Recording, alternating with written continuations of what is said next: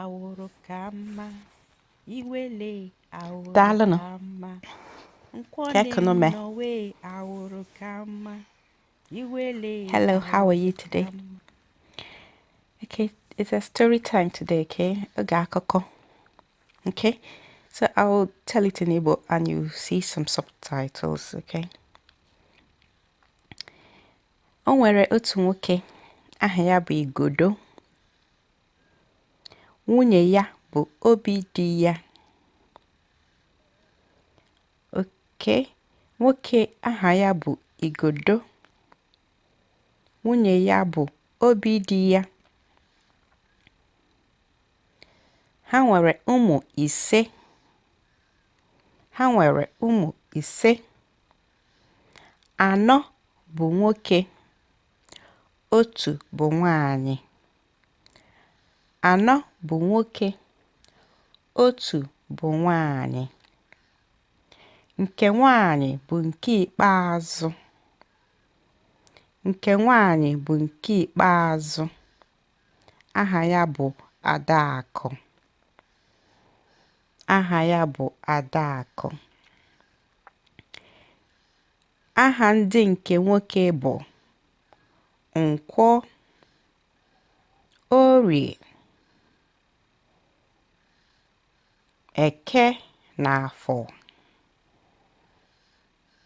Aha ndị nke nwoke bụ Nkwọ, Orie, Eke na Afọ. Igodo na obi di ya hụrụ nwa ha nwanyị Adaakụ n'anya hinne. Igodo na obi di ya hụrụ Adaakụ n'anya rinne karịa ụmụnne ya ndị nke nwoke. Ụmụnne Adaakụ ndị nwoke ihe a amasịghị ha. Ụmụnne Adaakụ ndị nwoke ọ masịghị ha na nne na nna ha hụrụ Adaakụ n'anya karịa. Ha wee chee ka fa ga-esi megbute Adaakụ. Ndị nke nwoke wee chee ka ha ga-esi megbue Adaakụ. Otu ụbọchị, ha niile wee gawa ịkpa nkụ. Ụmụnne a niile ma ndị nwoke ma nke nwanyị. Nkwọ, Orie, Eke, Afọ na Adaakụ wee gawa ịkpa nkụ. Nke ụmụnne a gawa ịkpa nkụ n'ime ọhịa. Ha wee ru n'ime ọhịa. Ndị nwoke si Adaakụ nọrọ ofu ebe ka ha bịakwa ka ha jee kpaa nkụ n'ime ọhịa.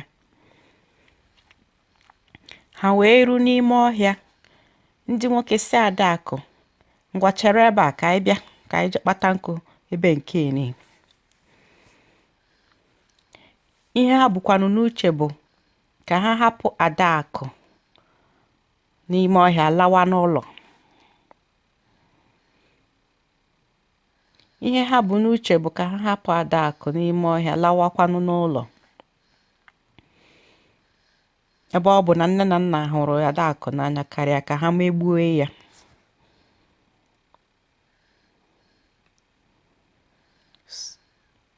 Ha hapụ Adaakụ ebe ahụ wee pụọ. Ka ha gatụrụ obere, Nkwọ bụ nke tọchara ha ncha wee sị, ka a ga nenekwanụ ka Adaakụ mee. So ka ụmụnne a hapụrụ Adaakụ wee na-achọ ịna, ha gatụ obere, Nkwọ bụ onye nke tọchara ha niile wee sị ka ya biko laghachi ga negodi ka Adaakụ mere. Ka Nkwọ na-alaghachi, Adaakụ nụrụ mkpọtụ ka mmadụ na-abịa. Ọ hụbeghị Nkwọ, ọ maghị onye ọ bụ.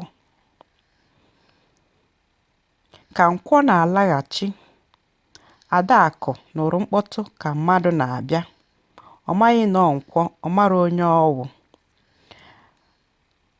Adaakụ wee gụọ egwu a. Iwele. I'm a grandma. Iwele. I'm a grandma. Iwele. I'm a grandma. Iwele. I'm a grandma. Ekene nawe. I'm a grandma. Kone nawe. I'm a grandma. Owene nawe. I'm a grandma. Afone nawe. I'm a Awe grandma. Iwele. I'm a grandma. Iwele. I'm a grandma. Kone nawe. I'm a grandma. Ekene nawe. I'm a grandma. Kone nawe. I'm a grandma. Owene nawe. I'm a grandma. Iwele. I'm a grandma. Iwele. I'm a grandma. Ihe egwu a pụtara bụ na Adakụ na-agwa onye anwa na-abịa na elekwa ya bụ nwa Igodo na enwere ụmụnne anọ. Ya nwere ụmụnne Nkwọ, Orie, Eke na Afọ. Na onye a na-abịa kpacharakwa anya na ụmụnne ya nwetakwa ya na ha ga-eme ya egwu. Okay?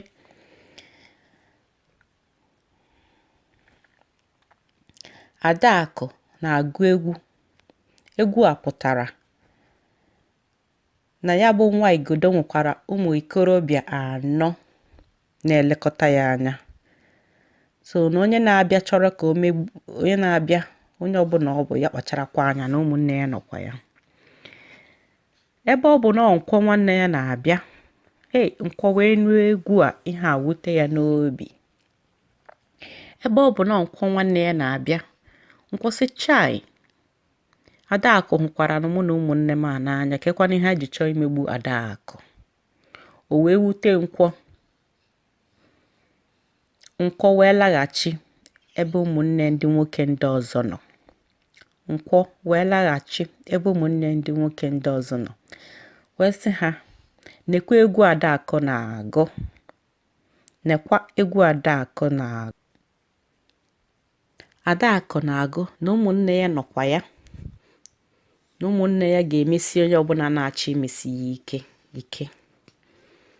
Ụmụnne ya ha wee wutekwa ha.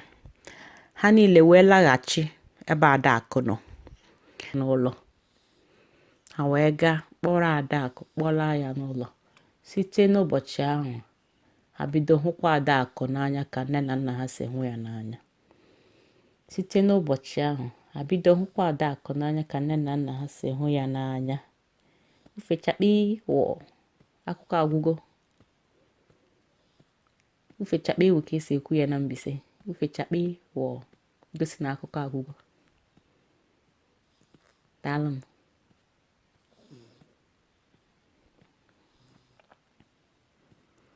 Quick summary in English, okay? So there was a man named Igodo, his wife Obidiya. They had 5 children, 4 sons, 1 daughter. Daughter Adakụ, the last born. They loved the daughter more than the boys. The boys' names were Nkwọ, Eke, Orie, and Afọ. The boys were not happy. They wanted to deal with the girl. So one day they went to gather firewood in the forest. And they planned to leave the girl there and go home. So they told Adakụ to wait in one place and they'll be back. They didn't plan to go back.